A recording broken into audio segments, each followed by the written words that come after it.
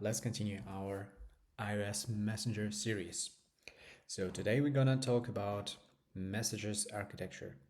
First, let me share my kind of high-level view on our product. So I think, generally speaking, we will have three main screens. One is discovery. We'll talk about this. I'm not sure that soon, but rather later. Accounts as well, but for now, let's focus on messages. So, what's the purpose of this screen? The messages. Purpose is to allow users to engage in a chat, basically, chat with each other. And we probably will support group chats, and we expect relatively small number of chats, up to 200. But that's all like about the lists, not about messages. Please be aware of that. Then for the UX part, we'll focus on the editable, recent, and pinned chats, the conversations. So we also have to provide the functionality to add new chat and search in chats. It's not like I have chat A, B, C. I want to find chat B. No, it's like I have messages in chat A, in chat B, in chat C, and I want to find, I don't know, all the messages that contain, I don't know, hi.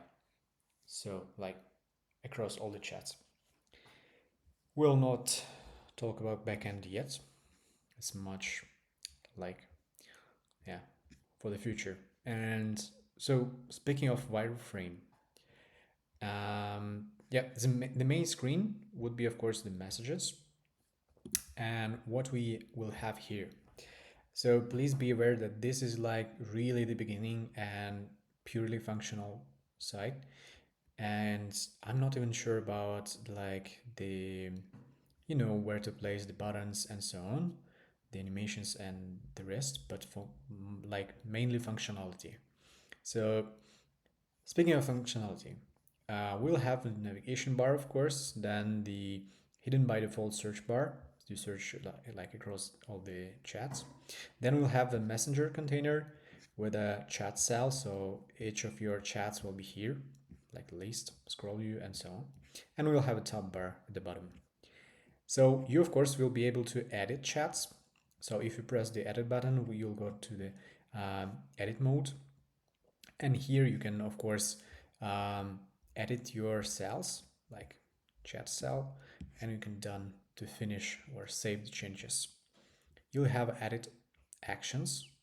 So for now, let's stick to read, archive, and delete, but it's like we can add them later. And by editable, we mean draggable, so I can rearrange pinned chats. I'm not sure if we need this for recent chats, because like the purpose of having the recent chats is exactly that the most kind of like recent chats will be at the top, so I'm not sure if we need that. And selectable, so you can select like, I don't know, 3 chats of 10 and read all of them. That's the purpose. And then you can of course add new chat. And here again, it's like really the beginning, but you can of course close editing. So this would be like the model view, the presented view.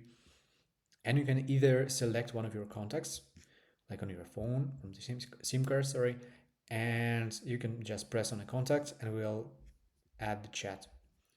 I'm not what's this? I'm not sure about like new chat, so let's assume we don't have a contact yet of this person. So probably we'll need another screen, like create new contact. We'll not store them on our in our contacts on our phone, but rather create a new chat in our app. So in-app interactions only. Then we of course can exit this new contact screen and go back to add chat screen. Or you can provide the new contact details such as phone number or username, whatever, and press done. We can, let's upload the details here, of course, because like you can create a QR code to share your details instead of just filling out the form. But yeah, this is just to understand the concept. So we don't care about the implementation detail here, like new contact details you will be separate to you, so we don't care about that.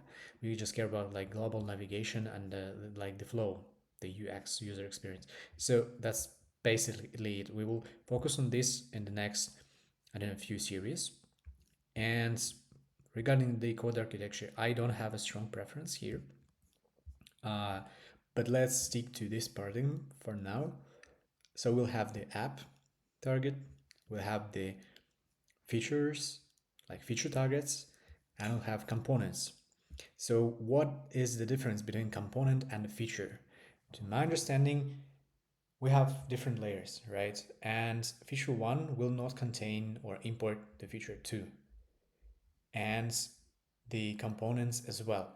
It could be possible, but I would rather say that, yeah, if we need two components, so probably it would be the feature. And the idea here is that, let's say we implemented the feature here, right? Like, I don't know, context. And here we implemented, I don't know, like the messages. And we probably need to share the contact information between them. So contact would be like a components that we share between two features, or yeah, maybe two component two. It would be like the contact, and here we'll have, I don't know, the messages or the chat target, and here we'll have, I don't know, really, like context, whatever. So that's the idea. So utils would be here. So you can of course use them in application target as well, but that's like the purpose. So for the beginning, I will, I think we need the messages target. So let's start with that and see how it goes. And that's basically it, I think. Please let me know what you think. If you have any advices, so suggestions, I'm really like starving to hear them because this is just for learning purposes. Of course, I would love to have to create like the really, I don't know, not powerful but performance, in terms of performance, really good app. But we'll see. The first things first is like understanding how it works, the end-to-end encryption. But this is all later. So for now, that's all. Thank you, everyone. Please share your thoughts in the comments. I shared this video. If you like it, please hit like button, subscribe, and see you later.